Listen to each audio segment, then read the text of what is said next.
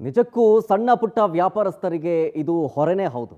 ಜೊತೆಗೆ ವ್ಯಾಪಾರ ಮಾಡೋರ್ಗೂ ಅಷ್ಟೇ ಅಲ್ಲ, ಕೊಂಡ್ಕೊಳ್ಳೋರ್ಗೂ ಕೂಡ ಕಷ್ಟ ಆಗ್ತಾ ಇದೆ. ಯಾಕಂದರೆ ಅವರು ಸ್ಕ್ಯಾನ್ ಮಾಡಿ ಪೇ ಮಾಡಬೇಡಿ ಅಂತಾರೆ, ಇವರು ಕ್ಯಾಶ್ ಇಟ್ಕೊಂಡು ಓಡಾಡಲ್ಲ.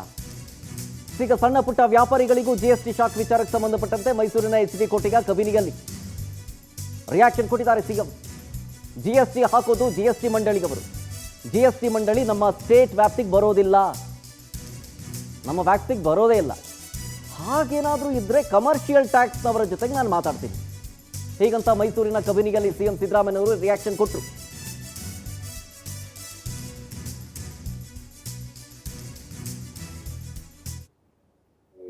GST ಮಾಡಿರೋರು ಗೌರ್ಮೆಂಟ್ ಆಫ್ ಇಂಡಿಯಾ.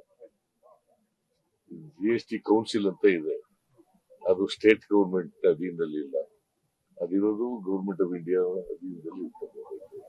GST ಮಾಡ್ತಕ್ಕಂಥದ್ದು ಗೌರ್ಮೆಂಟ್ ಆಫ್ ಇಂಡಿಯಾ. ನಾವ್ ಹೆಂಗೆ ಸ್ಟೇಟ್ ಗೌರ್ಮೆಂಟ್, ನಾವು ಗೌರ್ಮೆಂಟ್ ಆಫ್ ಇಂಡಿಯಾದ ಜೊತೆ ಮಾತಾಡ್ತೀವಿ.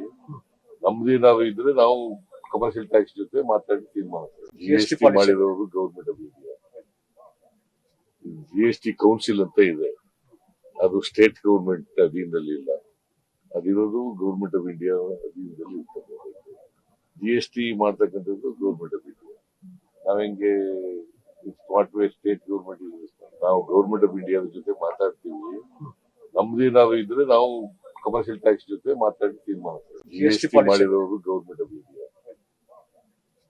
GST ಕೌನ್ಸಿಲ್ ಅಂತ ಇದೆ, ಅದು ಸ್ಟೇಟ್ ಗೌರ್ಮೆಂಟ್ ಅಧೀನದಲ್ಲಿ ಇಲ್ಲ, ಅದಿರೋದು ಗೌರ್ಮೆಂಟ್